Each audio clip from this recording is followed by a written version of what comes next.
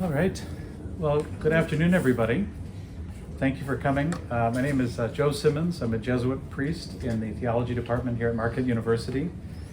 And I'm very pleased that you're all able to come today for a talk by Professor Graham Ward, Professor Emeritus from the Divinity faculty at the University of Oxford, an extraordinary professor of systematic theology and ecclesiology at the University of Stellenbosch in South Africa. Among his books are Cities of God, Cultural Transformation and Religious Practice, True Religion, Christ and Culture, and the Politics of Discipleship. For the last 10 years, Professor Ward has been working on Ethical Life, a major 4-volume systematic theology, which includes 2 already published volumes, How the Light Gets In, and Another Kind of Normal. And the upcoming 3rd volume is entitled Solace.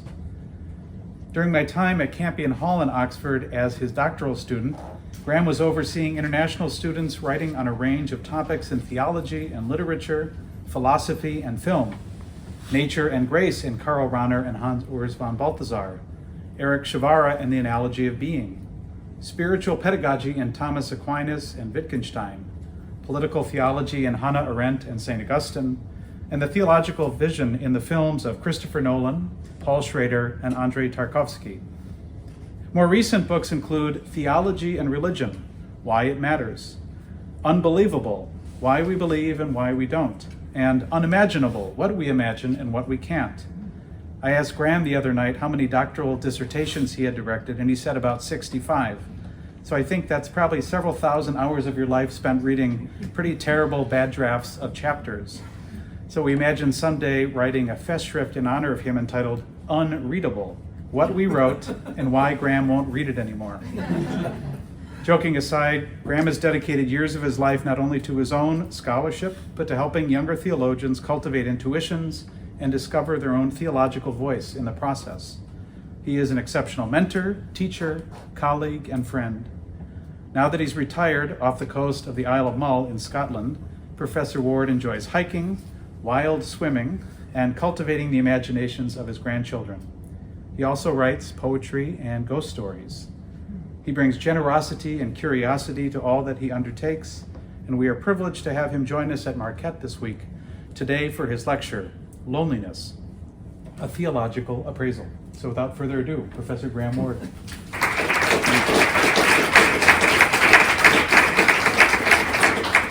I didn't pay him to do that. I mean, it's very generous. Now, what I'm going to be saying is more of a prompt towards an ongoing conversation, and I'll say something about why it's an ongoing conversation as we go through. In the West, due to forces and trends, cultural, economic, political, and social, loneliness is rife and it's complex. And one of the reasons why this is a prompt is because the research is actually still trying to catch up with a vast and deepening phenomenon. So I'm only throwing into the conversation my own kind of theological 2 pennies worth. I want to make it clear, to dampen any expectations, I will not be proposing answers, but this is an exploration on loneliness. And in that exploration, I want to hold on to 2 sentences. The first is from Scripture, from the prophet Isaiah. I have called you by name, you are mine. The second is from a classic American novel by Carson McCullers, The Heart is a Lonely Hunter. And you'll see why I want you to hold on to these 2 sentences as we proceed. So why have I chosen this topic to speak on? Because it's not an obviously theological topic, though it certainly is a pastoral issue. In the UK last year, there was a nationally declared Loneliness Awareness Week. There are places, chairs here at the front, if you don't want to perch somewhere, but I don't bite, honestly. Right. I might snarl, but I don't bite. The Loneliness Awareness Week last year went from June the 10th to June the 16th, and it's going to be repeated this year from June the 9th to June the 15th. And Sundays have been included and Saturdays, so that in fact churches, synagogues, mosques can offer some reflections on loneliness at this particular time. It's a growing sociological issue that some have even termed an epidemic and a contagious disease.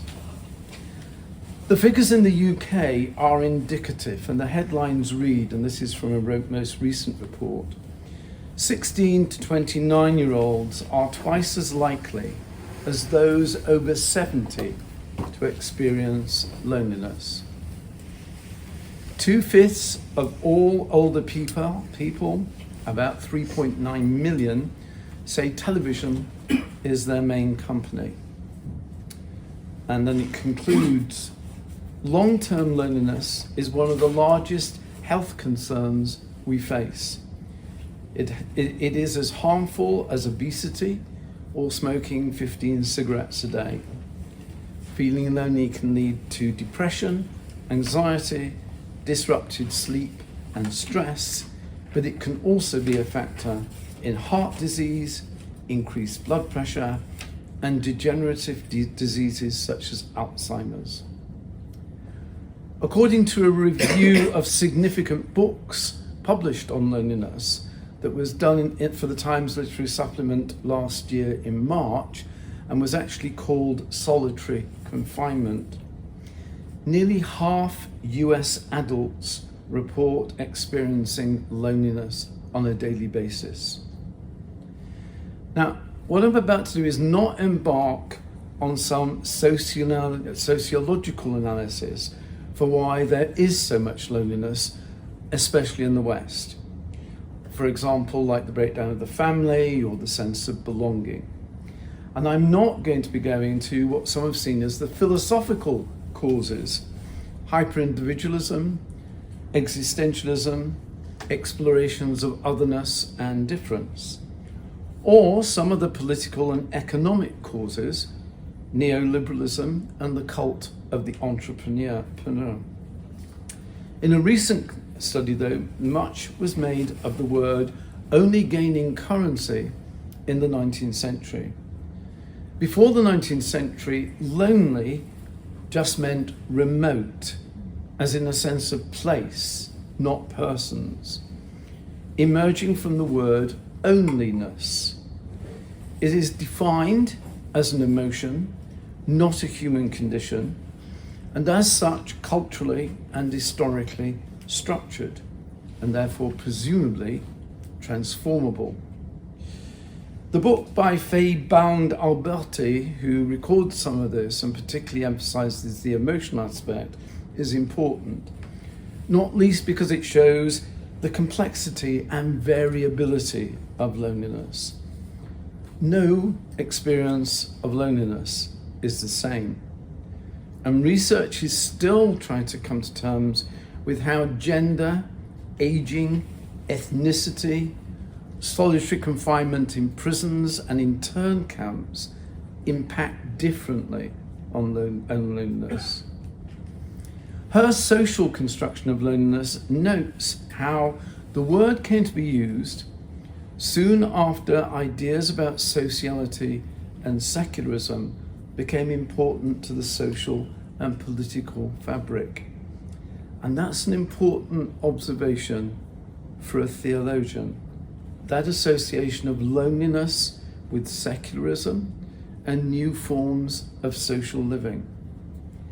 Before then, she notes, being alone could be lived and experienced within a framework of a religious narrative. Now, Alberti is resistant to any form of what she calls essentializing loneliness, hence the emphasis on emotions as social constructions. While I'm certainly not wishing to deny social and cultural impacts on the way loneliness is perceived, lived, and feared by some, Christian theological anthropology, because of its attention to Christ as both fully God and fully human, does embrace certain universalisms about the human condition. And aloneness, I'm going to argue on theological grounds, is one of them. It is not simply a socio-pathology arising with industrialized and increasing urbanized societies and secularism. Although the experience of being alone, alienated, lacking meaningful social relations with other people, when you have no theological framework for understanding that condition, can have a devastating impact on physical and mental health. Sorry.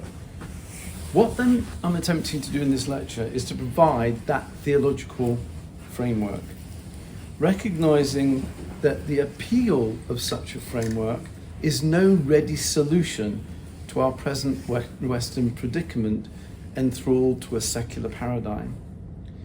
To embrace the theological framework, it's necessary, as Irenaeus understood, to acknowledge that one is created, and therefore to have a sensibilitas for God.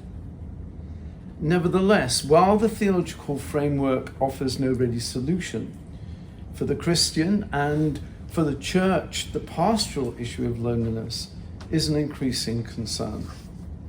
In part, in addressing this topic theologically, I'm attempting to think through the pastoral issue by examining it in the light of fundamental and systematic theology, questions of anthropology and salvation. And as my reference to scripture indicates, I wish to offer an exploration within the context of Sacra Pagina. And while my reference to the title of Carson McCullough's novel indicates, imaginative explorations of loneliness can provide theological reflection with something of an outsider's perspective on a broader cultural context. The issue of loneliness, for me, takes prominence because of living on my own and where I live. My home is near the end of a long promontory that forms the Isle of Mull as it reaches out towards the Isle of Iona, islands off the west coast of Scotland. It's a large area of land bounded by the Atlantic, on which about 300 people live permanently. And it's cut off from the rest of the island by mountains and a steep-sided glen through which one single-track road gives entrance and exit. During COVID, when I was isolating up there was a humorous irony whenever you met anybody walking their dog on the beach, some of those beaches being 1 mile, 2 miles long. People here have been isolating and self-isolating for years. It's a way life is lived in this area and always has been. In fact, most of the people who live there now, who like me have retired there from the mainland, have actively sought isolation. And please don't be quick or too quick to either spiritualize or romanticize that isolation. There's around 6 hours of grey and grainy light for about 6 months of the year. The wind from the Atlantic is merciless, the rain pummels, and the sea grinds. So Celtic twilight takes on a very different set of associations through what in Celtic is called the Draig, the dark months, when you check your tiles are still on the roof, the dry wood is in your shed, and the trees you planted are not only staked to the ground, but roped to the deer fence uprights. But as I said, for many, isolation here has been sought. That situation raises a question of the difference between loneliness and aloneness. To categorize one state as involuntary and the other as voluntary, is reductive, and it only opens further questions. For example, questions about desire and the nature of being human, questions about space and freedom. For loneliness brings a shrinking of the world, even entrapment. And what attracts people to live on Mull is light and openness to the landscape and the seascape. The spectrum between involuntary and voluntary is very broad and reductive because when it comes to the complex circumstances in which being alone and feeling alienated occurs. It admits none of the subtleties of wrestling with silence, unbearable, unendured, prized. It admits none of the questions about mental health and the relationship between soul and spirit, the psychic and the spiritual, states of reflection, meditation, and contemplation, the relationship between the religious, the sacramental, belief and non-belief. If church ascendance is any register of religious motivations behind the solitude being sought on Mull, and I must say I doubt that it is, then very few people are committed to institutional religious faiths. Nevertheless, both states, loneliness and solitude, invite a focus upon what Kierkegaard called innerness. For the lonely, this is a condition which feels imposed by a lack of social relations and induces cycles of paranoia. For those who seek solitude, it is perhaps the goal, and to find a space for self-reflection, to limit, even withdraw from social relations and their concomitant responsibilities. For Kierkegaard, innerness was the only way to move beyond the psychological to the spiritual. But he recognized the way here led, for him at least, through self-despair. I do not see among the people with whom I self-isolate very much despair, though I recognize chronic loneliness can lead to despair. Frequently what I see is a certain liberation, usually after busy and eventful lives, while in fact little is on offer in terms of ecclesial life. Nevertheless, there is, I discern, a spirituality at work here, in and through this self-imposed exile. And a spirituality that is along Kierkegaardian lines, in other words, an innerness reaching for something more meaningful, more holistic than the mere psychological aim of finding oneself. But as I said, nature is often elemental here and raw. Illusions about the beauties of the natural world can get stripped back very quickly. At this point, I want to make two caveats. First, I should make it plain that this is not a sermon, so there'll be no altar call at the end, okay? Though I will be giving loneliness a theological framing, an anthropological framing in relation to a Christological framing. We are complex creatures. Our needs are highly individual and various. To negotiate the world, whether you're a Christian or not, requires degrees of self-confidence and self-respect. Many, if not all people, at times walk a very thin line here, trying to maintain levels of self-confidence and self-respect in a world that makes high demands, spins endless myths about successful living, promotes levels of expectation from those who seek to belong and be accepted, and is increasingly subject to what seems unpredictable. Loneliness is a social pathology, but its causes are manifold. And I would not like to suggest that Christians can't get lonely. Think of Father Mackenzie in the lyrics of the Beatles' song Eleanor Rigby. And I don't want to suggest either that loneliness is a sin. Many here might remember Leonard Cohen's marvellous song, The Sisters of Mercy, with the lines, "Yes, you must leave everything that you cannot control. It begins with your family, but soon it comes round to your soul. But I've seen where you're hanging, I think I can see how you're pinned. When you're not feeling holy, your loneliness says that you've sinned." I've often been struck by Cohen's poetic insight here, the guilt and shame attached to loneliness, which begins to view it as a sin. And that begins with the sense of a demand to be in control. And yet it is exactly control that is required to walk that thin line at times between confidence and self-respect in a world that presents any number of situations in which each of us can be rocked to the core. The guilt and shame that accompanies loneliness is a social one. It's not a theological one. A sense of having failed where so many seem to succeed and succeed so easily.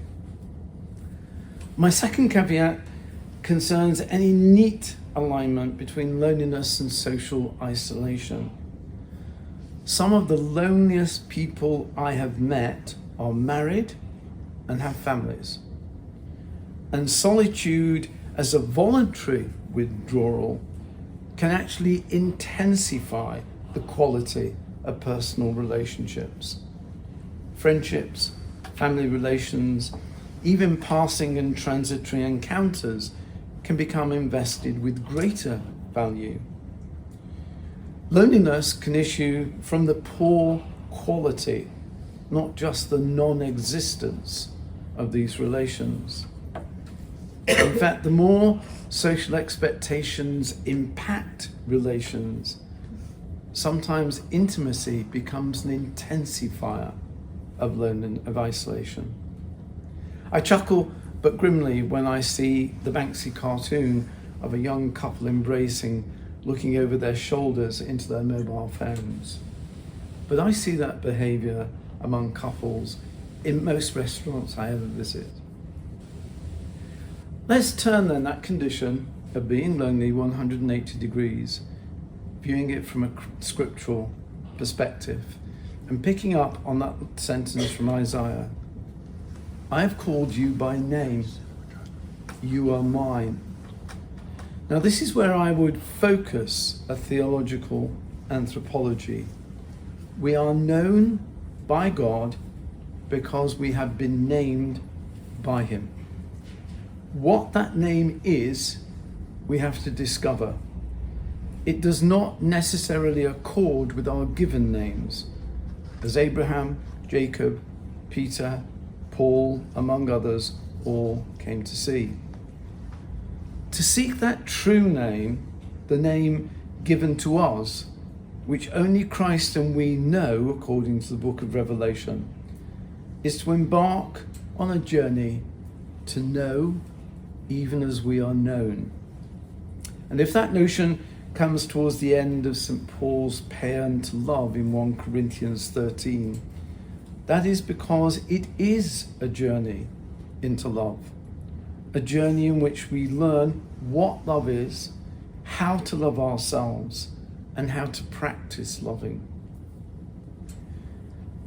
Harold Bloom, writing a preface to Henry Corbin's celebrated study of Sufism, Alone with the Alone, writes, "Descending to the deepest self is so difficult that I have arrived there 2 or 3 times only in 2/3 of a century. In that fullness, where we know as we are known, Our diseases of will and of intellect cease to trouble us. The desert fathers and mothers, the Celtic monks, all spoke of peregrinatio pro Dei amore, where peregrinatio is not just pilgrimage, but exile, like the refugees today, seeking a home outside their home. Isaiah speaks of a calling of this name that stretches out the individual's desire towards profundity, as deep calls to deep. This calling is not empty, ignorable, soliciting, but what the social theorist Louis Althusser understood as interpellation. Althusser gives two examples, and I want to use them as analogues to explore divine calling and our response. His first is dramatically political, and that is the interpellation that he wants to pursue. So you're walking down the street when a policeman shouts, "Hey, you!" and you're frozen by such a hailing. Your identity, your subjectivity is brought into a question, not just because the man is in a uniform, but what Althusser describes as a whole state apparatus that you have been enculturated to obey and respond to. But the second interpellation that Althusser offers, though he doesn't develop it, is knocking at the door of a friend's house and your name being called out as welcome as the door opens. What I want to take from both these encounters with being called is what is that responding, because in that responding you're being drawn into the gravity of an engagement. Both interpellations bestow identity. One negative, you. One positive, you. Negative interpellation empties you out. You stand naked before an authority and under question. The gravity repels and alienates as a vast, unnavigable distance opens up. The positive interpellation pulls you into a relation that has a reciprocity about it, an invitation to a more intimate knowing, and all the mystery involved in friendship. Why am I drawn to this person rather than that? You are affirmed and accepted in all your complexity and individuality. As with all analogies, when we transpose interpellation with respect to God calling us by name, known and given to us alone, there's a greater dissimilarity with respect to any similarity that we might draw. But let's just explore that gravitational pull towards what has yet to be revealed, so that we can know even as we are known. I suggest we enter the force fields of our desire along with God's desire for us. And this returns us to the theme of Paul's paean to love, its depth, its mystery, its heartache, its spirituality. And we'll also return to Bloom's observation of how difficult plumbing those gravitational fields actually is. For to name one's desire requires a lifetime of soul searching. The question is often asked bluntly in the Psalms, just as it frequently appears in the Gospels, even though the disciples are often told whatever they ask in Jesus' name will be done for them. It takes the form of a question. What do you desire that I should do for you? This difficulty in naming what we're really desiring in our desires is made more complex by what we mean by desire itself. Despite the heavy work the word desire has done throughout the history of Christian spirituality, what desire is remains opaque. What motivates us? And what is the physiology, not just the psychological structure of such motivation? I've attempted to think desire through more clearly elsewhere, and so I'm not going to go into what's involved in defining it this afternoon, beyond saying desire animates, and it animates because it seeks. It seeks fulfillment from what it believes will fulfill it. In seeking, relationality is established, even if the object of desire is a placeholder rather than what is desired itself. Now let me explain that, what I mean by placeholder. The claim arises because experience teaches us, and psychoanalysis has examined the experience, that the possessing the object provides only momentary satisfaction, only momentary appeasement of desire. If psychoanalysis speaks in terms of displacement, projection, transference, and denial, it is only speaking about the elusiveness of the object desired in desiring. What is actually being sought in desire seeking? Now, I've not got time, and I'm not going to go into the psychoanalysis here, and there may be others here who can do it better than I can.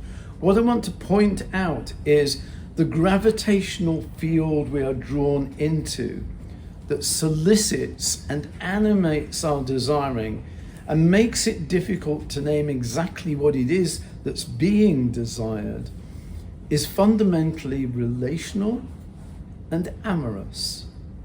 And I'm going to give a scriptural example here.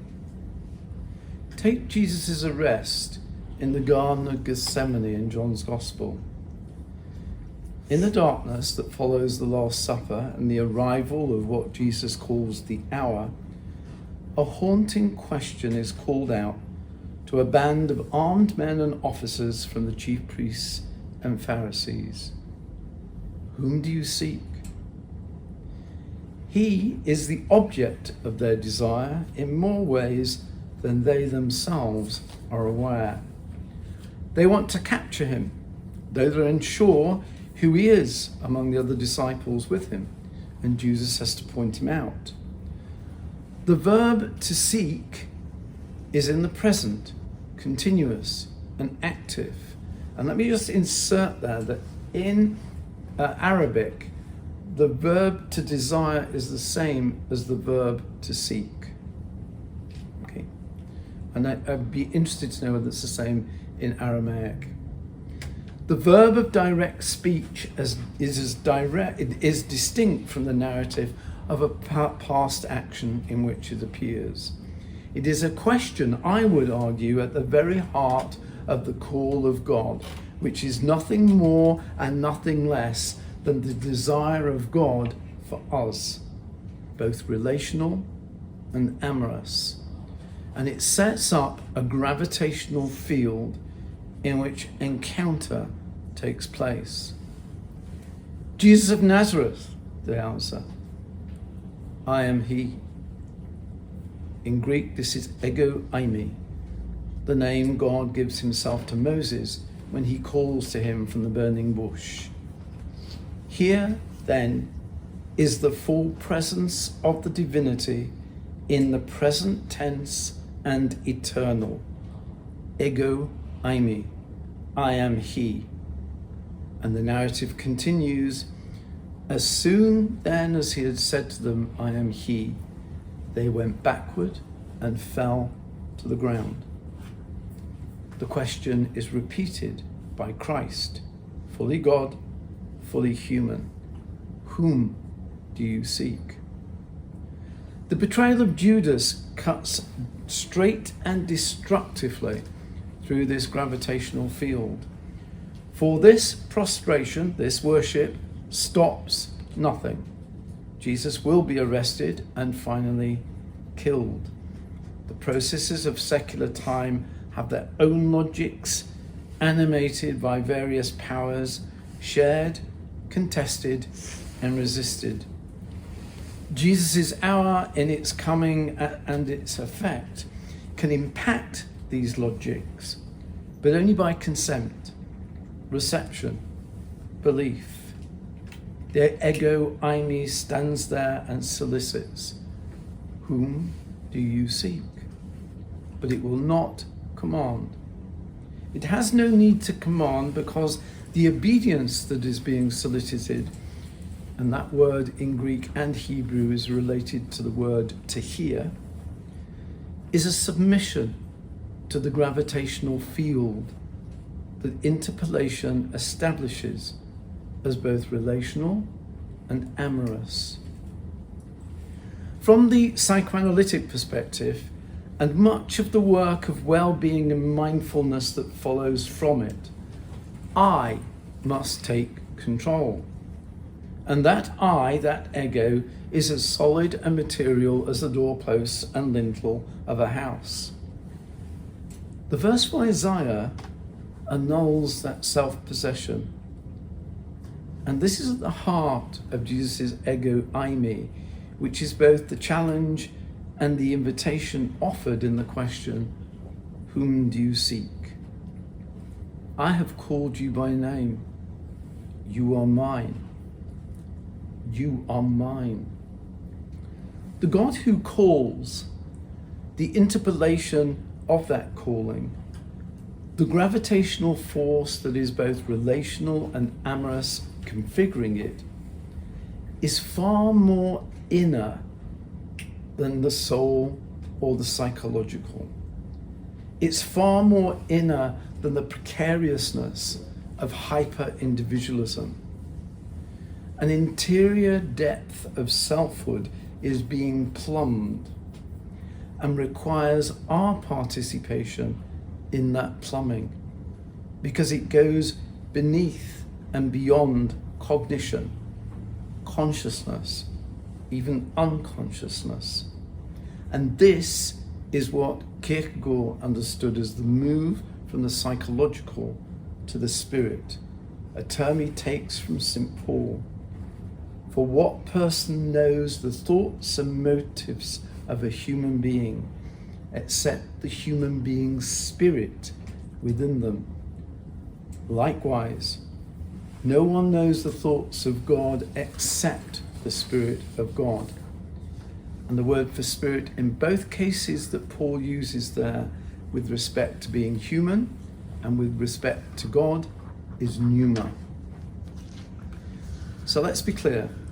What I'm suggesting here is that spiritual formation issues from the engagement of the human spirit with the Spirit of God. That is, of course, to theologians as obvious as it is profound. But the engagement, I am arguing, is with respect to knowing the name by which we are called, the name only we have been given in our being created, a name only Christ knows, but which we will come increasingly to understand in and through our formation, which is in and through our ongoing salvation, and a movement and a process in which we come to know even as we are known. We come to know our uniqueness, and our uniqueness as hidden with Christ in God.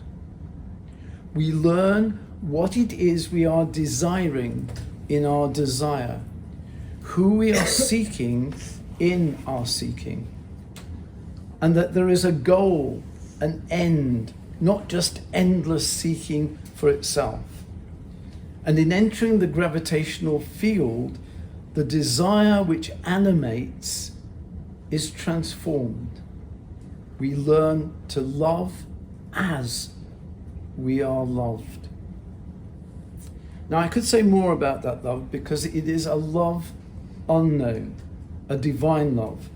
And I would want to actually reserve the word agape carefully for such love.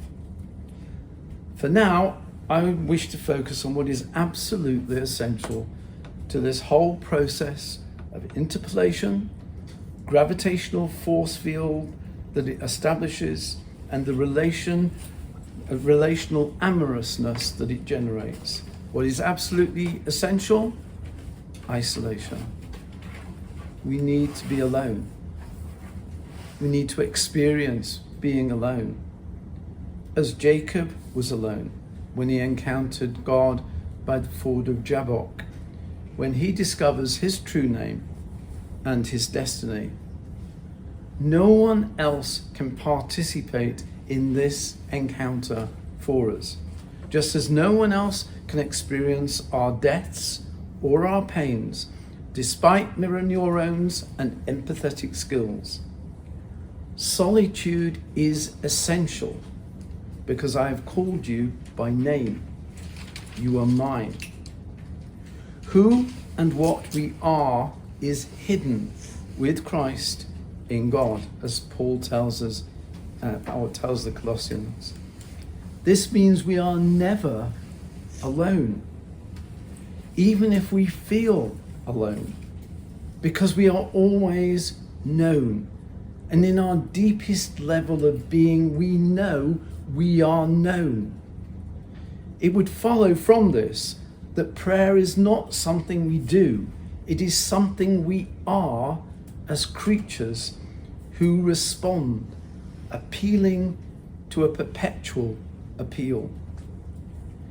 Being only, from which the 19th century coined the word lonely, makes possible the appropriation of salvation in Christ.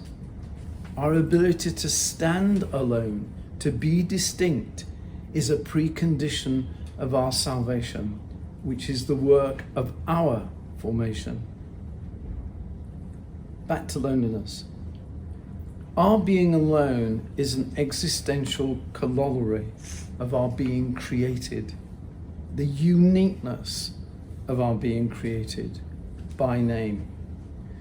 The Jewish and Islamic mystics, in having a strict monotheism as distinct from Christian Trinitarian understanding of God, will speak of being alone with the alone. That needs qualification in the Christian tradition, for even when Christ went up to the mountain to pray alone, he is not alone. Loneliness is not a sin. No guilt and shame should be attached to it. But bearing in mind the first of my caveats, it is not theologically to be simply understood as some opportunity for conversion. There are deeper anthropological roots to loneliness that need to be understood, need to be experienced. And solitude, as saints like St. John of the Cross testify, can be terrifying. I describe loneliness as social pathology, and whatever the theological framing of that anthropology, it does need to be understood and examined in social terms, for that too is how we are created. In other words, this isolation, this loneliness must take place in some sense of belonging to an ecclesia. And that means examining not just the ideology of secularism, but the operations of its emotional and psychological effects. One of those effects being a general decline in the West in people's ability to trust. The book that most profoundly explores this for me is the American classic written by Carson McCullers at the age of 22. Goodness me. The Heart is a Lonely Hunter. McCullers opens a novel with a startling contrast. On the one hand, there are two men, one Greek and overweight, one American, tall, culturally refined, both mutes. Despite the differences, they live together, have no other friends except when they worked. But because they were alone so much, nothing ever disturbed them. On the other hand, Colours tells us we have a working the working poor of a small town in the deep south, where, using her words, often in their faces along the streets, there was a desperate look of hunger and loneliness. The hunger has explanatory power with respect to that other metaphor McCullough employs, the heart as a hunter. Desire again. For a moment, a little more of the plot. From the opening chapter sees Spiros and Anathanopoulos, the Greek, separated from his friend John Singer, following an onset of mania that leads his cousin to place him in a mental asylum 200 miles away. What ensues is imaginative explorations in which lonely, alienated and isolated people, some of them in families, some of them in intimate relationships, cope with living. And one of those ways they cope with living is turning the outcast John Singer into a screen for their messianic projections. So he becomes a kind of Christ-like figure. He's generous, caring, forgiving. He listens, he advises. His advice is sought as someone above the desperate look of hunger and loneliness that the citizens of that small town inhabit. Only the irony throughout is that Singer poses a riddle that captures their imaginations and makes them forget, even rise above the meanness and the meaninglessness that haunts them and focuses the bitterness of their loneliness. But Singer cannot bear the weight of their hope and projections. He commits suicide when his friend dies. As the people who have come to see him as more than themselves gather at the open, dank grave, the sun burning down on them with a savage heat, they stare into their desperation. Kierkegaard would say their self-despair. They work, they get through and cope with things. Time passes. Biff, who manages Singer's funeral, concludes the novel. Alone in his shop, he saw a glimpse of human struggle and of valor, of the endless fluid passage of humanity through endless time, and of all those who labor, and of those who, in one word, love. But that illumination passes as he then feels a shaft of terror, a future of blackness, error, and ruin. He was suspended between radiance and darkness. He composed himself soberly to await the morning sun. Now, for my mind, no sociological or psychoanalytical reflection on loneliness can offer us the depth of existential insight into the human condition like that novel, or like other novels like that novel. Loneliness is not just an emotion, as Alberti and others think. Loneliness is a certain poverty. It's out of that loneliness and poverty that McCullough writes, as if writing itself opened for her a way beyond the heart that hungered and hunts for intimacy, for love and to be loved. If Christian theology has a reading of this hunger and this hunting, and I say reading, not answer or solution, because doctrines and practices of the church cannot be used as sticking plasters and splints, it must imaginatively reach down into the condition of loneliness as a human condition. That means engaging with it socially, pastorally, empathetically, and imaginatively. Ultimately, such an engagement will encounter in Christian theology Christ's own dereliction on the cross, the irresolvable enigma of my God, why have you forsaken me? Forsakenness. Loneliness is a profound recognition of forsakenness. Christian faith must listen, hunger, hunt, strain for, yearn to hear those words in this forsakenness and all the actions that follow from and perpetrate it. What God speaks to Isaiah: I have called you by name. You are mine.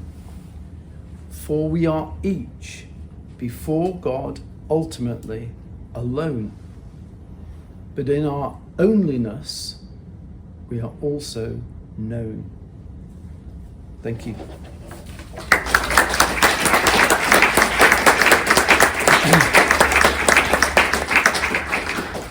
Thank you, Professor Ward, for a stimulating talk, and just even the pace of it kind of slows you down and makes you, well, for me at least, always makes me think of my own aloneness or how we stand before God. One of the thoughts that I had, just by way of opening up questions, and then we'll take a few additional questions.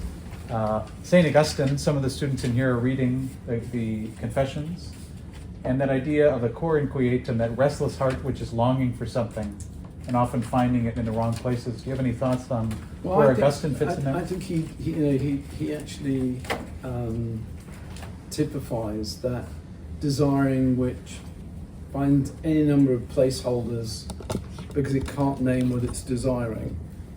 And in finding God, even as to explore what that means. Where are you? Understanding that entering into that gravitational field of a relationship, and what holds the Confessions together is the intimacy of that relationship that we are in some ways overhearing and at the same time being drawn into. So Augustine absolutely right there on that kind of desire. And yet, one of the other things that becomes really quite important is that the more he explores this desire through his biography, and the more he actually explores it through his understanding of memory, the more what becomes aware is that being human becomes as deep a question to him as the being of the divine. That in fact, I am a question onto myself, and I cannot answer that question. And it's that I would see as being exactly aligned to that line from 1 Corinthians 13. That now we see through a glass darkly, but then we shall see, and we will know even as we are known.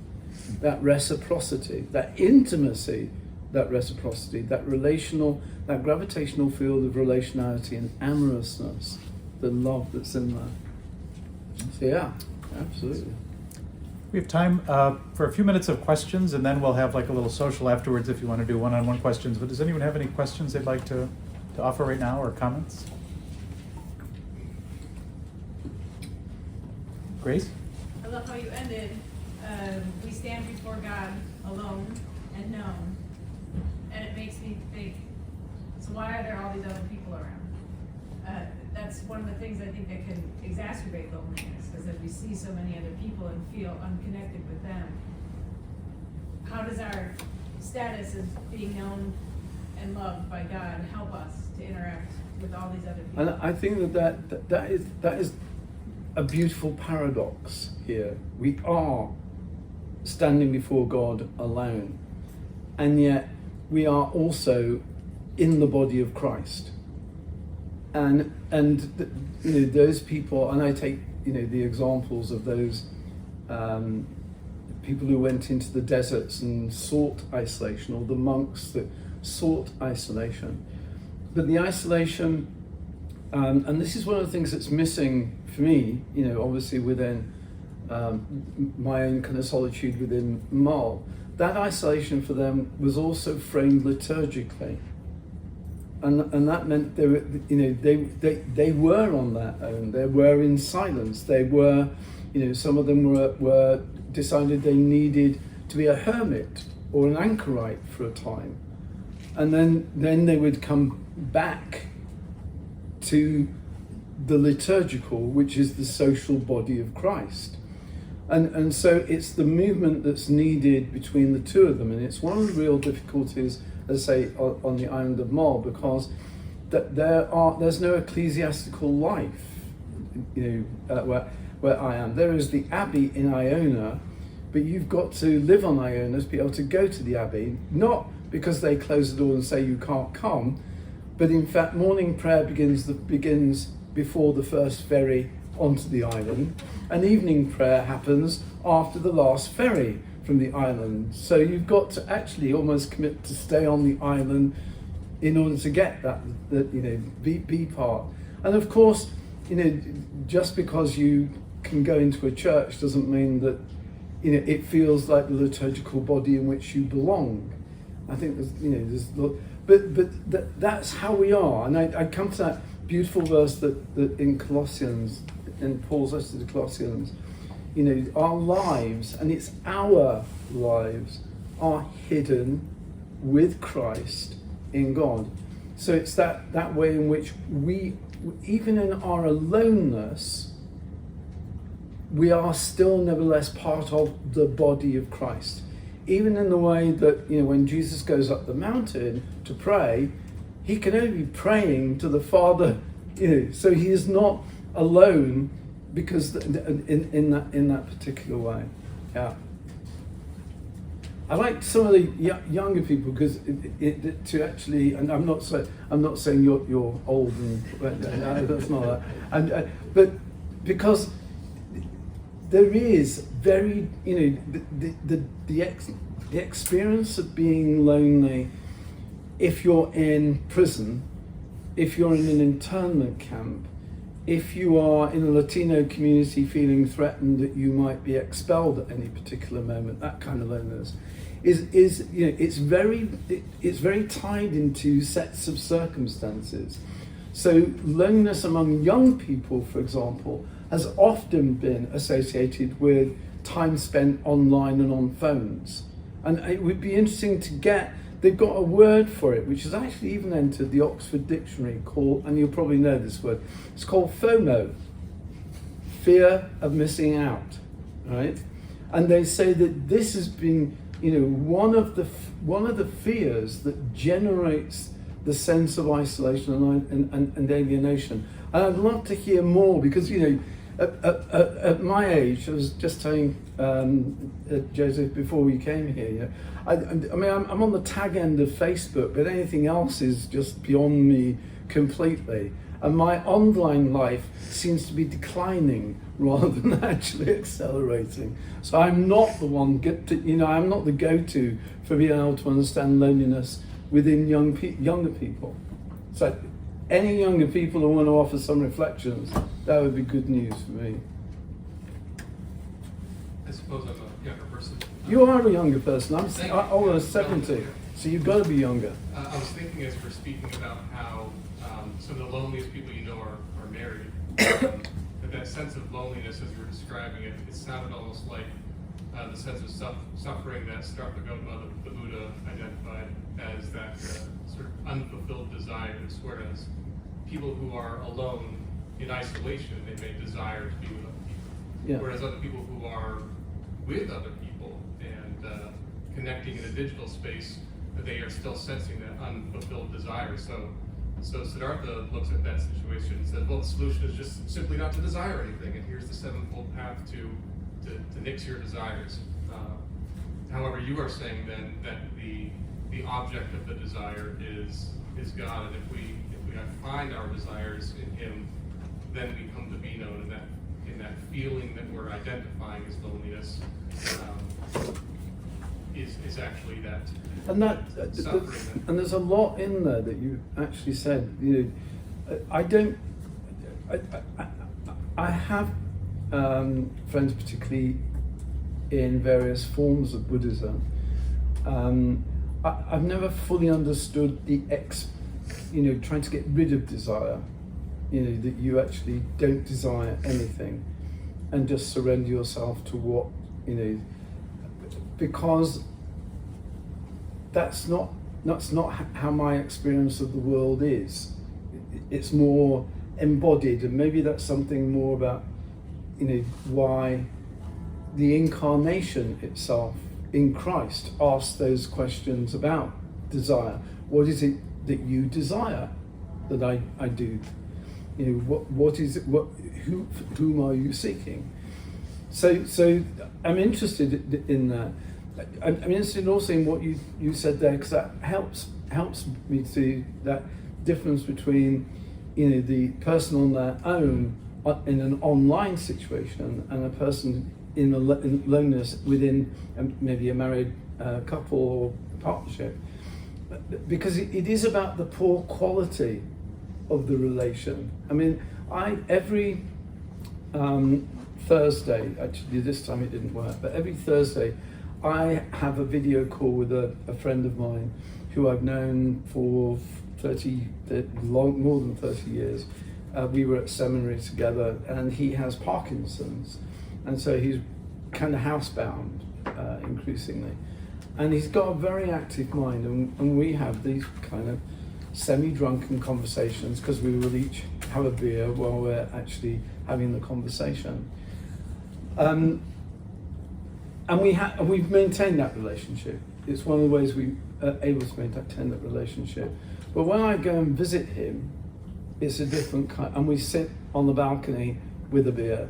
There's a whole different set of kind of corporeal things going on, that you come away and you think, you can come away and think, that was a great conversation, but you come away with something larger when you've actually met, and had a beer together in person, and I find it also with teaching. In COVID we had to move over to teaching online, and teaching is so in your face and improvisational and creative, because you're working with the faces and the persons in front of you.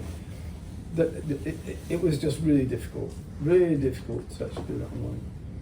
Any kind of people that I'd just be interested in that younger experience, and thank you for sharing yours. If there's no young people with any experience whatsoever, that's a very sad thing, but never mind.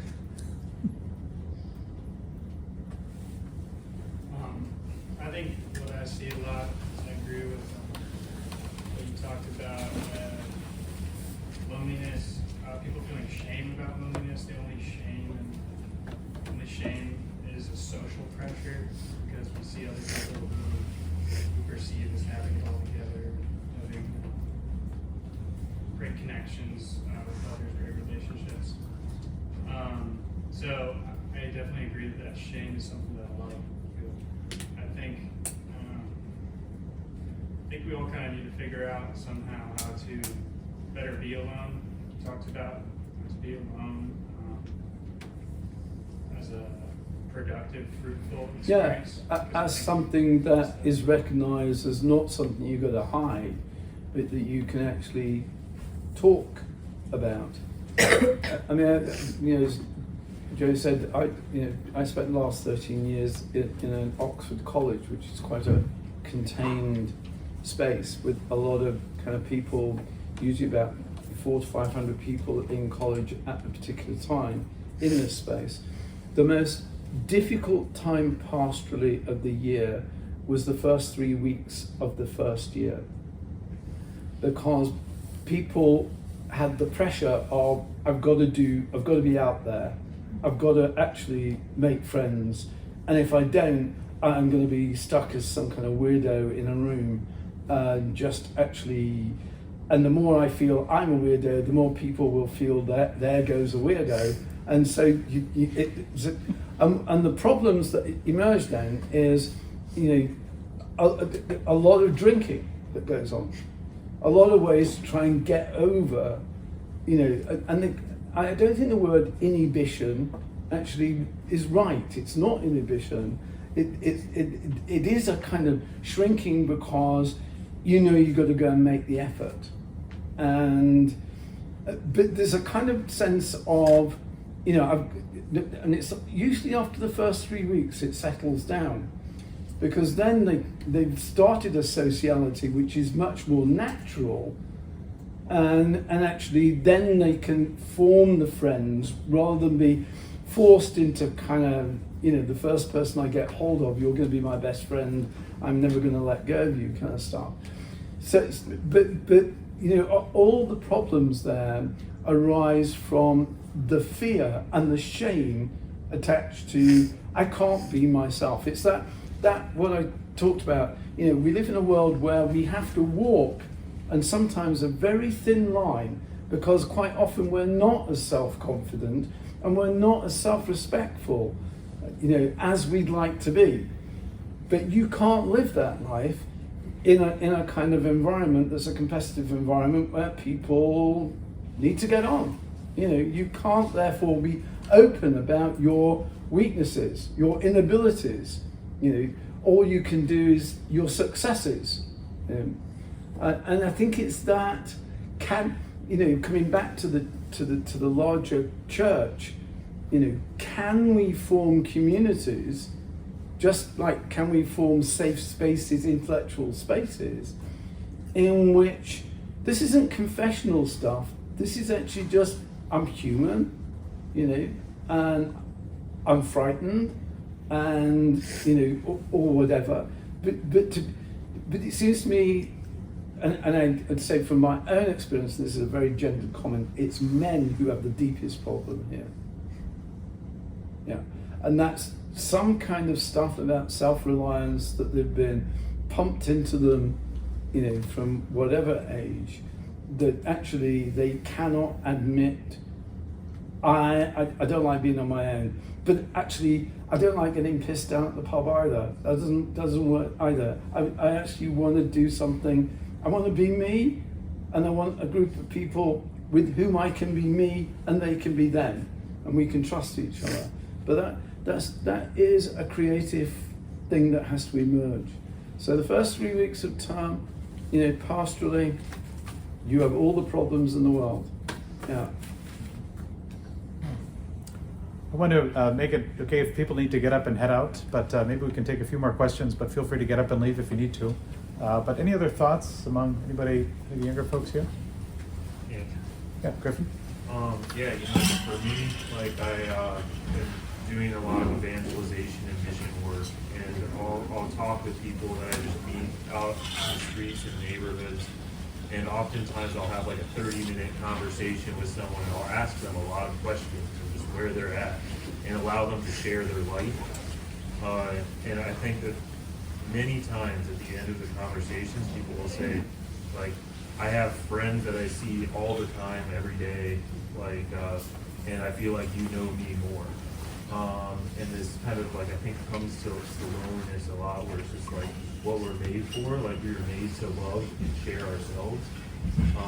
And if we don't do that, we kind of turn to the cell phones, drinking, all this other stuff.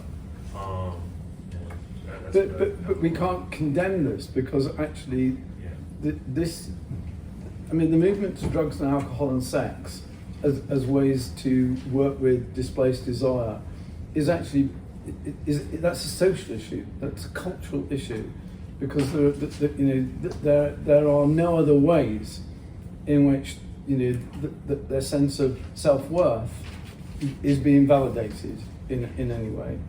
I think the greatest thing, I don't do any evangelism, must admit, but the greatest thing that I can do sometimes when people come is just listen.